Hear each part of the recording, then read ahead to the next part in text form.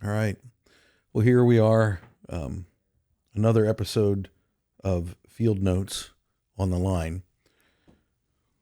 We published today issue number 3, The Cost of Silence on the Job Site. You know, this field note is a little less technical and more of a story, something that I learned, and it cost a lot. And I think it's one of the things that we don't realize. And if it's not painful enough when you learn it the first time, you're doomed to repeat it. So, and like I've said before, Field Notes is a weekly newsletter that we publish on LinkedIn, Blackline Field Notes. And this week, it's titled The Cost of Silence on the Job Site. And this one's, I'm not reading it verbatim. I'm just talking through with you, talking about the article and what it is that I learned in this situation that I want to share with you. And that's what Field Notes really is. Notes from the projects, notes of experience that we have had, that I've had, that our clients have had, that we want to share with you that you might be able to learn from. So this is our weekly issue, number 3. Started like this. Nope. Anything we need to know? Everything looks good. I remember that conversation. I had been a project manager not all that long. I can't remember if it was my first. Actually, it couldn't have been my first project, but I was still pretty green. And I was having this experience that felt really good, and I didn't know or realize how expensive it was going to be. And the reality was, this was the first time that I was managing a project or a job, and it was easy. Like, you know, you have weekly project meetings, and I would go into the job trailer and I would be a part of the meeting, and it was like there was never any issues. And, you know, the superintendent for the client that was managing the job, they just were like the nicest guy. There was never an issue. He always had a smile, and things were fine. Matter of fact, everybody felt that way. You know, our meetings were pretty quick. And even when they went long, it wasn't because there were issues. It was because we were, you know, shooting the shit, enjoying good conversation. Something that doesn't really happen in job trailers anymore. This is a little side note, has nothing to do with the article, but I can remember sitting in a project meeting.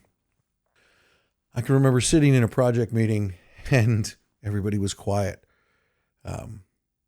And the smartphone was now in full existence. And so everyone was on their phone.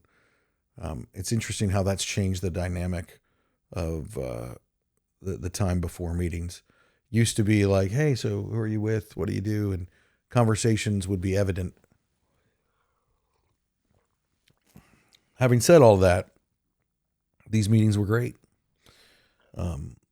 There was never a hard conversation, never an issue. And honestly, I thought I found the type of client and contractor that I always wanted. I was like, wow, this is so refreshing. Every week, same thing. We would gather in the trailer for the progress meeting. And every week, any issues? Nothing. Anything we need to discuss? Everything looks good. There were really no difficult conversations at all. No disagreements, no uncomfortable moments. Coming from construction, that almost feels surreal. And for me, that should have been a red flag, but I was young and foolish and thought it was probably because I was good at my job, which is really funny to think of when I look back. Construction is hard. Deadlines are tight. People make mistakes. Drawings change. Material gets delayed. Schedules slip. Hard conversations are simply a part of every job. Hard conversations don't mean that they're bad conversations, but they're conversations that can't be avoided. But those conversations, they didn't exist on this job. This project wasn't one of those projects that needed it, or so I thought. As the weeks passed, the calendar kept shrinking. The deadlines kept encroaching. The finish line was getting closer. I became more convinced we were crushing towards the finish line for a successful project. It just seemed to really be flowing. Then one day, everything changed. What I would say is it's very interesting to me how you can think everything is moving and flowing, and conversations are very easy and simple, and it's really not a big deal. And it's not that, you aren't doing what you're supposed to do, but when you don't have a client or a superintendent that is communicating things to you, or hard things to you, and not even hard things, but just communicating things that you need to coordinate with, well, then you don't know what you don't know. And that's where the cost comes in. That's where the danger comes in not knowing what you don't know. So the morning that everything changed, it wasn't during the meeting. We had our meetings in the morning pretty early, I think probably 8:30 or 9, something like that. And so it wasn't during a phone call. It was an email. And of course, the email was copied to everyone. And the email was not a shot across the bow. It was not a issue or a problem. It was an accusation. It was fear and frustration all bound up into one.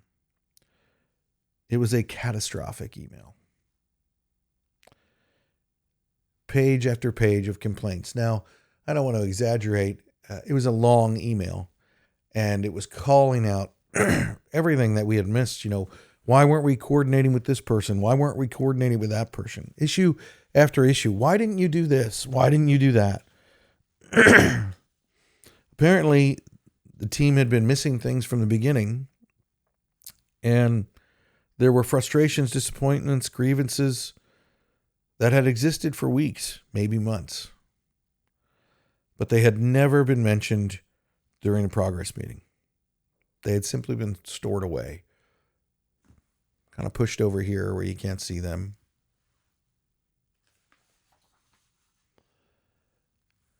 The email wasn't just disappointing. It hurt.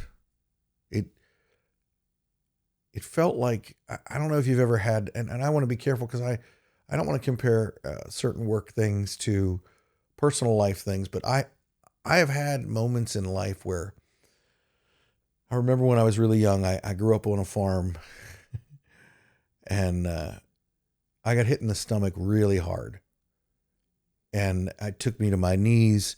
I couldn't breathe. It just felt sick. And we had this phrase, you got kicked in the stomach by a mule. That wasn't what had happened to me when I was on the farm, but it was close. And that's what I felt like emotionally when I read this email. I genuinely believed that we had built trust. I thought that everything was fine because everyone kept telling me everything was fine. I had confused the absence of conflict with the presence of health. And that mistake cost. It cost greatly. And honestly, it was my laziness that brought it there, because if you're on a project like that and you think that that's the way that it's going, that it's just really flowing and it's beautiful, I don't know if those projects exist on planet Earth. I don't know if they exist in construction. And you can work with people that are great to work with, but if there isn't hard conversations, then somebody's not telling somebody something. because everything doesn't go the way that we hope it does. And if you are on a project like that, you must be all the more diligent to search out the things that aren't going well. If you feel that way, then you need to be vigilant, would be the word that I would use. And so this project taught me one of the most important lessons of my career, and that silence is expensive. If people aren't talking to you, if they're not communicating to you, the greatest danger on the project is the fact that there is no conflict, because you don't know what's going on. You don't know what's happening. You don't know how they feel. And they're telling somebody, just not you. And there's a couple of things to look at. Are you not allowing them to do that? Are you not digging into it? But in this instance, the issue wasn't anything like that. The issue was being a nice guy. So I've come to say this to our project managers over the years now, where, and forgive me for lack of a better way to say this, but I would say to them, I would rather work with an asshole than a nice guy any day of the week, because you know where you stand. You know what he's unhappy with. You know what he wants. But maybe we'll temper that a little bit. In this instance, he was a nice guy, and so that meant that he wasn't telling me anything. He was just being nice. I recently had a conversation with my daughter about what I want her to look for in a man. And I said to her, I don't want you to marry a nice guy. I don't want you to date a nice guy. I want you to date a good man. Now, I've stolen this phrase from Matthew McConaughey, and he said it like this. He said, a good man has boundaries. A good man knows his limits. He knows what he's not okay with, and he protects those boundaries. And he says, no further, no more. There are things that he will not allow, things that he is sworn to protect and that he will stand for. There are truths that he will not let them be crossed. Nice guy, on the other hand, well, a nice guy goes along to get along. And in Matthew McConaughey's words, we have enough effing nice guys in the world, and they really aren't good for any of us. We don't need people to go along to get along. Construction, the trades, we don't need people to go along to get along. In the trades, going along to get along is dangerous. It is dangerous for the economics of the job. It is dangerous for the people doing the work. It is dangerous for the safety. You have to be a good human where boundaries matter, where you are willing to say, nope, this isn't okay. And what I didn't realize in this instance was what it was really costing me to work with a nice guy. He was super nice to my face, and I believe that he was sincere about it. But he didn't know how to or how to go into the conversations and confront things and maybe let people that he know that he thought something should be different. The reality is, if you're not aware of that and you're on a job site where there is silence, let me tell you what silence is costing you. It costs you your profits. It costs your schedule. It costs your reputation, your peace of mind. It costs you the job. And whatever that might be, it can damage those things so that you don't get the next opportunity. Looking back, I don't blame the superintendent. I honestly, I know where the fault lies in this, and it lies with me and me alone. The reality is, I was the project manager for the company that I was there working for, and I was responsible to ask the hard questions. I was responsible to be like, what are we not doing? What are we not going after? No one lied to me. I had simply just stopped asking questions that leaders are responsible to ask. I was responsible for the questions, nobody else. I was responsible to ask the hard things and to push farther. I had become comfortable because nobody was challenging me. That's on me.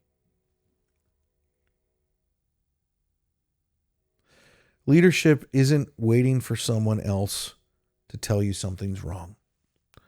Leadership is creating an environment where problems surface early and they're dealt with quickly. From that point forward, I became a different type of project manager, a different type of leader, quite frankly. Not everyone loved the way that I communicated because I would run to the hard conversation. I would run to the hard things. And even when I felt like people were wanting to avoid it, I would push into it. Not always the right way. I should be upfront about that. There are some people that don't like me from over the years, and they have every right not to like me. But I knew problems wouldn't stay hidden. That was my why. That was why I didn't want problems to surprise me. And so I try now to communicate and address things respectfully, professionally, before they become disasters, before the chaos ensues. I learned hard conversations don't have to be harsh conversations. You can communicate with truth and kindness. You can disagree with respect and honor. You can protect relationships while still protecting the project. I also learned that timing matters. Sometimes I'd wait until the owner left before discussing the issue, whether it was with the superintendent or it was with someone else in the meeting. I think it's really important. You know, I often say that words matter. And I might ruffle a few feathers when I say this, but I don't give respect freely to people. But I do believe that everyone deserves to be honored. You're a human being, you deserve honor, but you have to earn respect. And so the reality is, I want to honor people when I'm in those situations. If there's a problem with someone that maybe I don't respect, I still need to honor them and make sure that I communicate it in a way that doesn't disparage them, doesn't degrade them, and doesn't make them feel small. You can protect relationships while still protecting the project.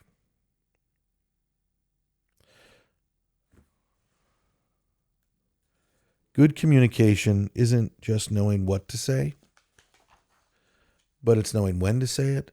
It's knowing who needs to hear it. And it's knowing how to protect both the relationship and the project at the same time. Wisdom isn't just speaking. Wisdom is speaking well. You know, a lot of times I will practice what I'm going to say if it's a really big deal, if it's a really hard conversation, because I want to speak well in how I present it. Why? When I was young, I used to say things like, which this is so stupid. Well, that's on them. I didn't mean that when I said it that way. And these were the words that I used, and the words that I used were right.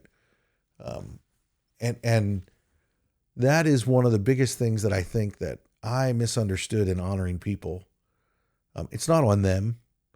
It's on me to figure out how they communicate and the way that it needs to be said so that they can receive it, understand it, and process it.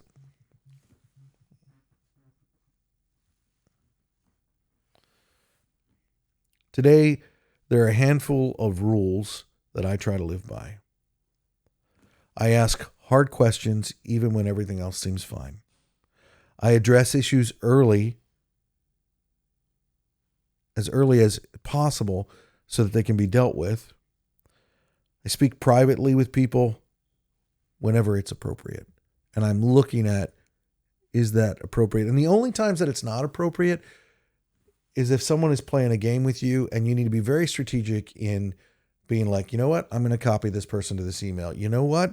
I'm going to bring this up in front of this person because I know that if I don't, it's going to be communicated that I said something that I didn't.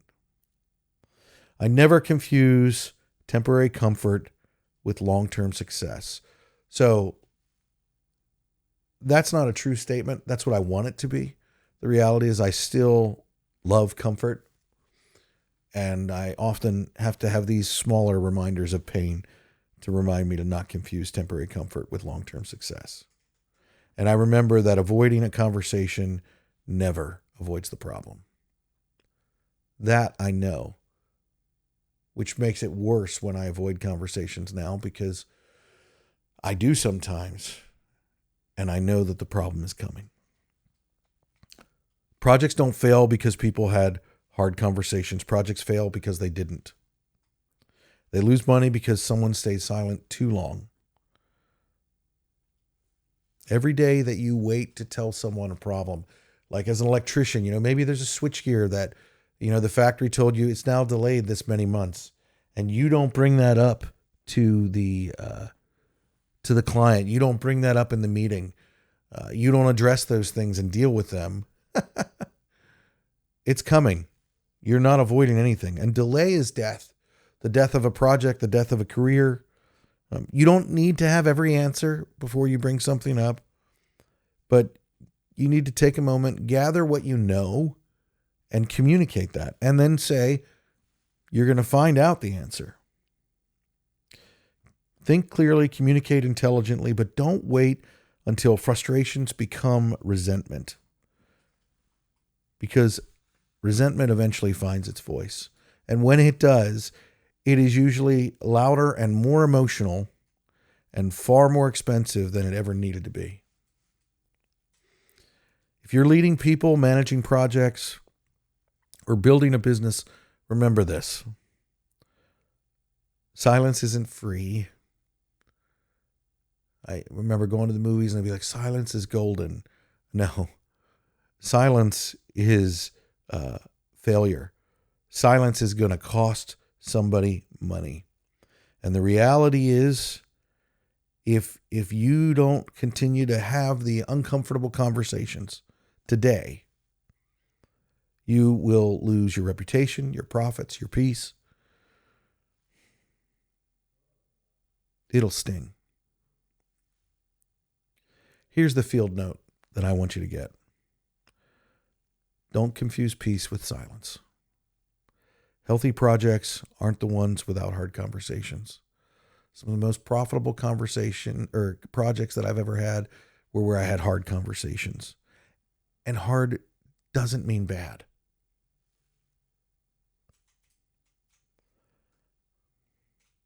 They're the ones where people trust each other enough to be able to have a hard and healthy conversation. Because everybody on the job site, silence sends a bill to you. And eventually, someone has to pay it. You don't want it to be you. That was the cost of silence for me on the job site. Don't let that bill come due on you. Have the hard conversation. Have a great day.